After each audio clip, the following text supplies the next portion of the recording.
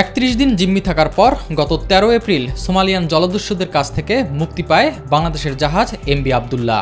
এরপর 23 নাবিক নিয়ে সোমালিয়ার ডেরা থেকে আরব আমিরাতের উদ্দেশ্যে রওনা হয় জাহাজটি। 9 দিন পর সংযুক্ত আরব আমিরাতের আল হামরিয়া সমুদ্র বন্দরের জেটিতে পৌঁছায় এমভি আবদুল্লাহ। বাংলাদেশ সময় সোমবার রাতে জাহাজটি বন্দরের জেটিতে ভেড়ানো হয়। আল্লাহর অশেষ রহমতে আমরা সুস্থ এবং অক্ষতভাবে আমাদের ডেস্টিনেশন সাবজেক্ট করে আসছি। মালিকপক্ষ জানায় নাবিকরা সুস্থ রয়েছেন এবং জাহাজে করেই দেশে ফিরতে চান তারা। নাবিকদের পক্ষ থেকে বলা হয়েছে যে তারা কন্টিনিউ করে যেতে চায়, অথবা যখন চট্টগ্রামে যাবে।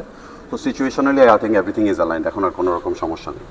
আমিরাতে নিযুক্ত বাংলাদেশের রাষ্ট্রদূত মোহাম্মদ আবু জাফর জানান, স্বাস্থ্য পরীক্ষার পর বন্দরের আনুষ্ঠানিক কার্যক্রম শেষেই নাবিকদের ইচ্ছে অনুযায়ী পরবর্তী সিদ্ধান্ত নেওয়া হবে।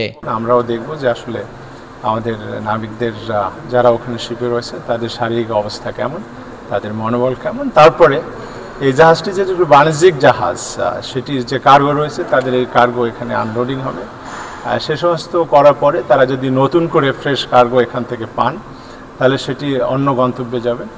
আর যদি সেই ধরনের কার্গো না থাকে, যদি চিটাগংয়েরও কোনো কার্গো থাকে, তাহলে আবার সেটি চিটাগংয়ে ব্যাক করবে। গত 12 মার্চ মোজাম্বিক থেকে কয়লা নিয়ে সংযুক্ত আরব আমিরাতে যাওয়ার পথে ভারত মহাসাগরে সোমালিয়ান জলদস্যুদের কবলে পড়ে জাহাজ MV Abdullah. S M Arif, my TV.